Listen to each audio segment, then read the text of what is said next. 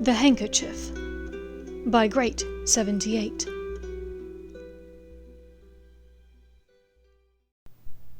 Chapter 127.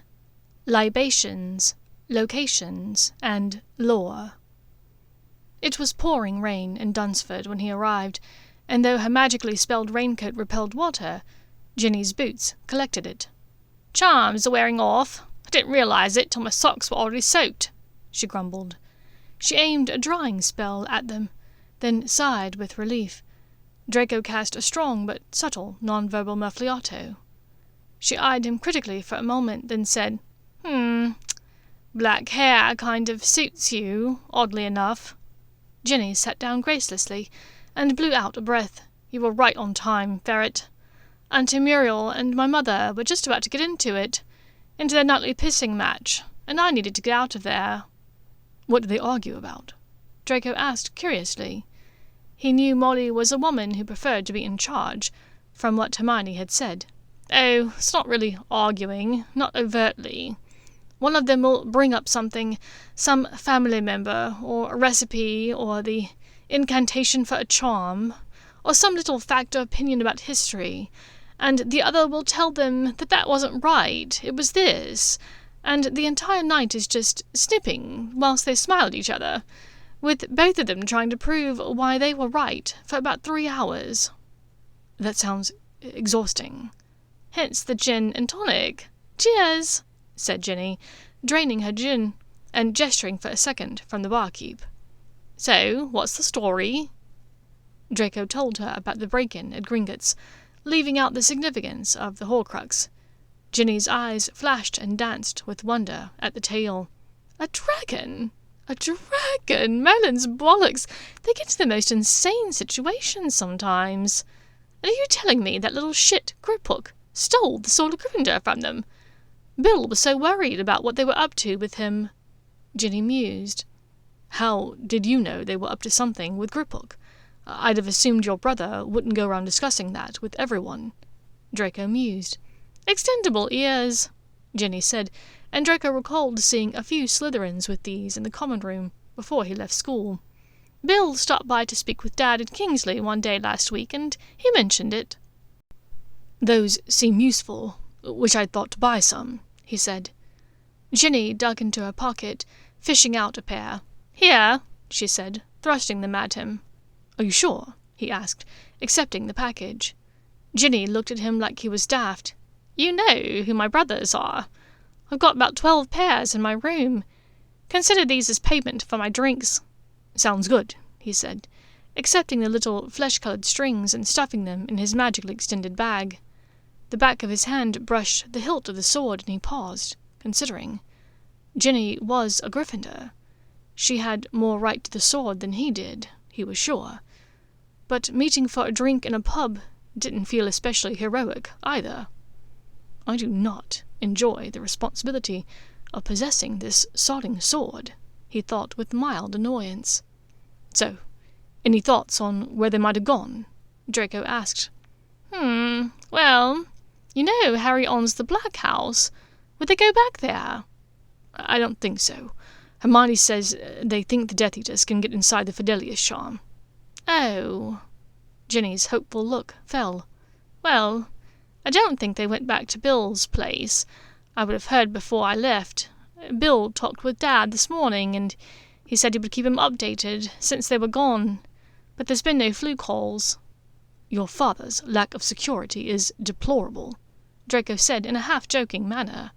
"Well, not everyone lives with he who shall not be named and their creepy sidekicks." Ginny shot back over the rim of her glass. "This is true. When I was living there, I hardly walked into a room without warding it behind me," Draco said ruefully. "When you were living there? What do you mean? Aren't you still living there?" No. After Hermione and the others were nearly killed in my house, Bellatrix, she saw something in my mind. I typically practiced occlumency around her, but in that moment, my emotions got the best of me, and I wasn't ready. I wasn't able to focus quickly enough. She saw how I feel about Hermione." Draco could not meet the Gryffindor witch's eyes. "Oh. Oh! Do you love Hermione?" Ginny whispered. "You think I would do everything I've done for someone I don't love?" Draco said a bit fiercely. Now his eyes flashed up to hers, and he knew she could see the truth behind them. "Oh, wow, I didn't know." The Weaselette looked a bit awestruck. "Well, what, exactly, did you think?" Draco asked, a bit disbelievingly. I guess I just assumed, well, with who you are and who she is, you thought I was just using her, and I would drop her once school was finished and go find some pureblood wife to appease my parents." "In a word, yes," Ginny said simply. "No, I will not be doing that." Draco's eyes blazed with emotion. "I do not need my father's money or approval to live my life happily many times over. The Black family wealth is enough for several lifetimes of comfort. They have houses all over Europe, just like the Malfoys. Even if I did not have that money, I'd be happy with just Hermione." "But it makes life easier, doesn't it?" At this, Ginny laughed conspiratorially. Draco slid his eyes sideways at the witch, then a slow grin spread across his face. "Yes, Red, I suppose it does." Ginny sighed and stretched. "Well, where do you imagine they could be?" she mused, swirling the ice in her empty glass. "Maybe—" But she didn't finish the sentence, as she suddenly reached into her pocket excitedly. "Coin!" "Sorry?" Draco said. "It's not you, so it must be someone in Dumbledore's army." She extracted it from her pocket and read the edge, her face growing more shocked by the second. "Holy shit! They're at Hogwarts!" There was a moment of shocked silence between them as they stared at each other. "Are you sure they're at Hogwarts?" Draco asked Ginny in disbelief. He was dumbstruck, unable to comprehend it for a moment. "Did I stutter, Ferret?" Ginny asked, laughing with a huge smile on her face. Her face was flushed bright red, which looked odd with her temporarily blonde hair. "The DA is gathering in the room of requirement. Neville says they're getting ready to fight. My God, we've got to go!" The witch jumped up, tossed back the slivers of ice mixed with the dregs of gin, and grabbed her wand, looking at him expectantly. I'm not sure," Draco began. "You've been searching for her all day. Why wouldn't you go?" At his look of unease, she relented. "Oh, well, I'm sure if Neville—" "Red, I'm not asking Neville to explain to a horde of students, plus Potter and Weasley, that I'm on your side and not the big, bad Death Eater that they've always thought me to be," Draco said. "Certainly not as everyone's getting ready to go into battle." Well, a few of them already kind of know," she said, cajolingly, but he stopped her. "No way. Even if a third of the population of Hogwarts knows, Potter and Weasley will never let it happen. Not after what went on in my house. As far as they were concerned, I was ready to hand over Hermione to the Ministry, and possibly give them all over to the Dark Lord." Draco inhaled quickly, pushing down the panic in his chest that rose up when he thought about that day. After a moment he said, "I will do like I've always done. I'll help her. Help them. From afar. How are you getting in, though? You can't apparate straight into the school." He frowned, considering. He took out the coin for Professor Snape, flipping it on the counter thoughtfully. Should he warn him? Let him know that everything was about to happen soon? It could wait a moment. First, he needed to secure entry to the castle, and he knew that with Carrows there was no chance that Snape could simply open the front gates for him. He tried both Theo and Blaise. Blaise responded, telling him that Theo was in detention with Amicus tonight. He had been defending a couple of third-year Ravenclaw boys who had been caught whispering in the Great Hall. Draco shuddered to think of what the school had turned into in such a short period of time. He wrote to Blaise, "I need to get into the school tonight. Everything is about to happen." The response from Blaise did not take very long. Yeah. It's already the 5th month, right? That's what Trelawney's prophecy said." "What? How did you know about that?" "Mate, how long have we known each other?" Draco could almost visualize Blaise tapping his temple knowingly. "Sometimes I wish you were normal, Blaise." It's overrated. So, do you have any ideas?" Draco responded. "Flitwick said before Easter that he'd teach Patronus charms when we got back. Did you conjure one?" "Quite the dashing jaguar, yes." "Can you send a message with it?" Blaise answered, "I've never done it, but I understand the concept." "Great. Can you get in touch with someone for me?" He apparated to the stile that led into the mountains outside of Hogsmeade, disillusioned but back to his blonde self. He was not sneaking into Hogwarts as someone else. He ducked behind a large bush and settled back to wait. Whilst he did so, he took out Professor Snape's coin. He turned it several times in hand, debating, but finally he made up his mind. Potter and others back in Hogwarts tonight, possibly searching for something to do with Ravenclaw. V aware they're hunting for a way to destroy him. There, it had to be enough. Then he removed Remus's coin and said, "Potter and others in Hogwarts. V is aware they have a way to destroy him and is likely coming to Hogwarts too. Bring order. Apparate into Hogshead." He was sure Remus could be counted upon to gather reinforcements. Heavy footsteps could be heard coming down the mountain path. "Are you there?" a low voice asked. Draco stepped out from the shadows and ended the disillusionment. "Thanks for meeting me, Hagrid." "What's going on? Blaise said it was urgent, like." Hagrid looked much the same, Draco could see, except perhaps a bit more tired and dirty than usual. Blaise had told him that Hagrid had been on the run, hiding out since the end of March, around the time of the Easter break. "I need to get into Hogwarts," Draco said bluntly.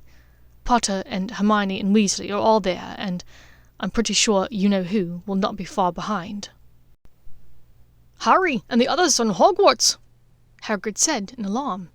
"They shouldn't be there, what with Snape and the Carrows. Galloping Gorgons, with the day they've had, and sneaking off into the school on top of it all." "What do you mean?" Draco asked warily. "Just been listening to the wireless. Lee Jordan's show, you know. He had the twins on, and then all of a sudden they introduced a new correspondent, Ruby. And I'm sitting there listening as Ginny Weasley tells all about an eyewitness who saw the three of them breaking into Gringotts and escaped on the back of a dragon." Draco paused, then broke into a devilish grin. "I won't lie to you, Hagrid. It looked really cool." "What? How do you know?" Hagrid looked at him in disbelief.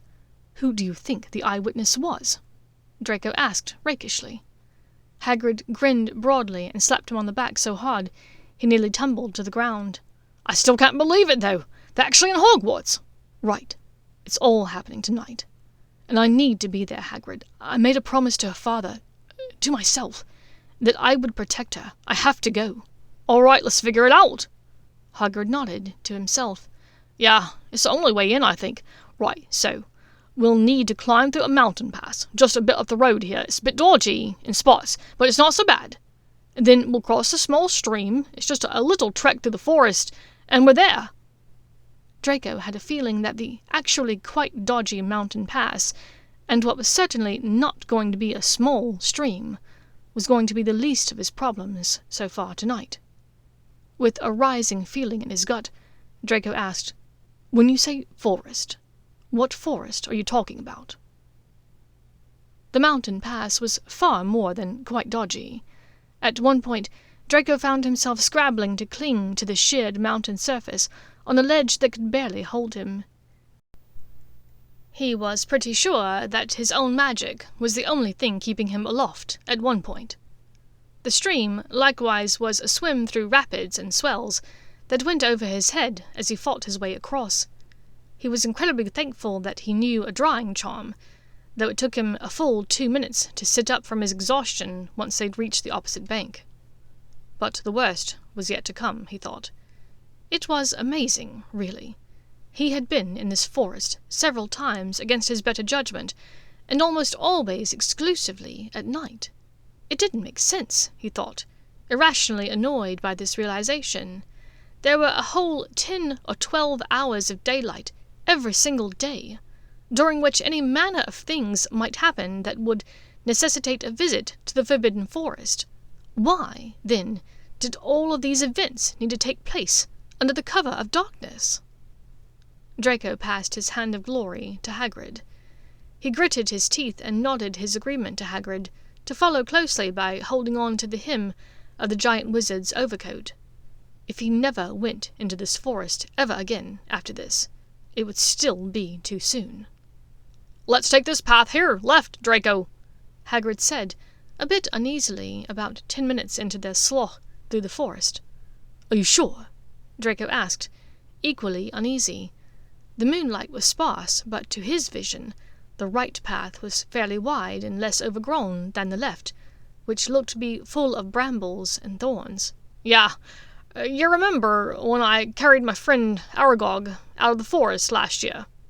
"You mean when we were attacked by somewhere between 16 and 21 acromantula, and nearly died in the process? That time," Draco grumbled, turning left. "Yeah, well, their lair is a little ways down that path. They're good kids, but all the kids of Mosag and Aragog have been having little ones now. They're just protecting their young, you see, and they're a bit boisterous is all." Draco struggled to form the words. "You mean to tell me they've had baby spiders?" "Yeah, Ronan says there's a fair few of them skittering around, get their legs under 'em," Hagrid said with a warm chuckle. "Oh my God," Draco whispered, because he was suddenly afraid to speak. "They're just babies, Draco. Nothing to worry about," Hagrid reassured him. "You know, I got Aragog as a baby. He was no bigger than a Pekingese." Draco was trying not to think about having to kick a spider the size of a dog to death, but it was hard to force the idea of it out of his head. A snap of a twig breaking behind them stopped their progress instantly. Draco turned, but it was impossible to see anything in the darkness. Only Hagrid, who had the Hand of Glory, could see what was approaching. Megorian, Bane, how goes it?" Hagrid asked cautiously. The trees behind them parted, and 2 centaurs stepped into a nearby clearing. Draco lit his wand cautiously. "Hagrid," the older-looking one spoke gravely in greeting, "Mars has not shone so brightly in many moons." "You don't say," grumbled Hagrid hastily. "We've got to be getting on to the castle, Bane. Can't stop to visit." "The movement of the planets has been tumultuous," Megorian intoned, as though Hagrid had not spoken. "Right," Hagrid sighed. "Well, we must be getting—" "We centaurs have long felt as though we must not set ourselves against the heavens." The chestnut centaur continued over Hagrid's words once more. "And yet we fear that Venus will not prevail without it." "Okay, that's good," Hagrid said lamely. He appeared to have given up moving on without this conversation happening. For Draco's part, he found it fascinating. It was like hearing a prophecy being given, but by someone who was aware that they were giving it. "So, are you going to fight?" Draco asked the older one, deferentially. Hagrid looked at him in confusion. The older centaur looked at him impassively. "We feel that Venus will not prevail without it." "Well, that's good then," Draco said. After another moment of quiet, the 2 centaurs turned and ran away swiftly. "Blimey, what was all that about?" Hagrid shook his head as though to clear it, and they walked on. "Never understand what they're going on about." "Do you not recall the discussions in History of Magic about Greek and Roman gods and goddesses and the things they represent?" Draco asked in confusion as they slid down a muddy embankment. Can't say I remembers it too much. I wasn't always great shakes at paying attention to Professor Binns. I fell asleep a lot in his class. Refresh me on it." "Well, Zeus was the Greek version of Jupiter, and—" Over the next few minutes, Draco quietly explained various figures in ancient mythology, and Hagrid made noises of interest, or prodding. "So Mars is the Roman god of war. If the planet Mars is shining brightly, it means war is here," Draco explained. "Ah, and what's that bit about Venus, then?" Hagrid asked curiously as he fought his way through the brambles. That bit was odd, Draco huffed, as a particularly large branch snapped back and hit him hard on the arm. I'd have to assume they would say that they feared that Jupiter would not prevail without their help. Huh? Hagrid asked. Jupiter, I told you, he's the father of the Roman gods, but he's known for law and order, justice and protection. His symbol is lightning bolt, Draco offered. Ah, Hagrid said sagely, yanking on Draco's arm to pull him away from some unseen danger in the dark. But they didn't say Jupiter. They said Venus, goddess of love. They fear that love will not prevail without their intervention. Draco mused. How odd that the centaurs saw the opposite of this war as love, and not as justice. Interesting, Hagrid said. We're getting close to the edge near the school. Best put that light out now. Draco had the sudden and distinct impression that Hagrid had used the whole discussion to distract him. He extinguished his wand with a grateful look at the older man. All right, Draco, let's get into my place. Do that disillusion charm on us both, okay? Hagrid said, and Draco did. They set off for the small hut. As they crossed the grounds, Draco looked up at the imposing and stalwart castle, its windows lit warmly to ward off the gloomy spring night. It looked ethereal and beautiful, a beacon of hope and help in a world mired in despair. Draco only hoped that the castle and everyone inside was ready for what was still to come tonight.